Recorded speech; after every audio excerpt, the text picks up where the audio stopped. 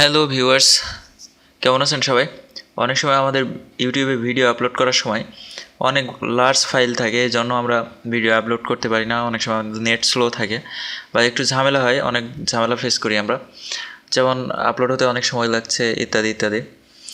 তো এর জন্য আমরা ভিডিওটার যত সাইজ আছে, অর্থাৎ আমাদের ভিডিওটিকে কনভার্ট করতে হবে। তো কীভাবে কনভার্ট করতে হবে? ভিডিওর রেজুলেশন ঠিকই থাকবে, মোটামুটি কনভার্ট করতে হবে। আর এটার জন্য যেসব ভিডিওগুলো মোবাইলে বা কোনো ক্যামেরাতে রেকর্ডিং করা হয়, সেসব ভিডিওগুলাই মূলত এটা হবে, রেজুলেশন ঠিক থাকবে। আর বাকিগুলোতে ঝামেলা হবে, যেমন কোনো ইন্টারনেট থেকে ডাউনলোড করা ভিডিওর যদি এরকমভাবে কনভার্ট করা হয়, তাহলে সেটার রেজুলেশনটা নষ্ট হয়ে যায়। তো আমি এটার কিভাবে রেজুলেশন ঠিক রেখে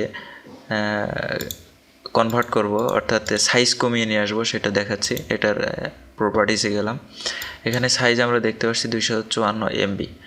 তো এর সাইজটা কমানোর জন্য আমরা ফরম্যাট ফ্যাক্টরি সফটওয়্যারটি ওপেন করব এবং আমরা এখানে MP4 ক্লিক করব। MP4 থেকে অ্যাড ফাইল, এখান থেকে আমরা ওই ভিডিওটি এখানে ইনসার্ট করলাম, তারপরে ওকে বাটনে ক্লিক করলাম। এখন চলে এসছে। তো জাস্ট আমরা স্টার্ট বাটনে ক্লিক করব, তাহলে বোঝাচ্ছে যে আমাদের এটা কনভার্টিং শুরু হয়ে গেছে।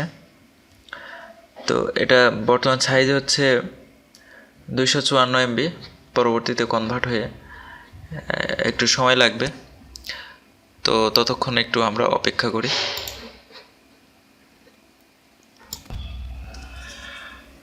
তো ভিউয়ার্স, এটা আমাদের কনভার্ট হয়ে গেছে। তো এখন আমরা দেখতে পাচ্ছি যে সাইজ, মানে পূর্বের সাইজ যেটা ছিল সেটা হচ্ছে 254 MB, এবং পরবর্তীতে কনভার্ট হয়ে যে সাইজটা আমাদের এসে দাঁড়িয়েছে সেটা হচ্ছে 78 MB।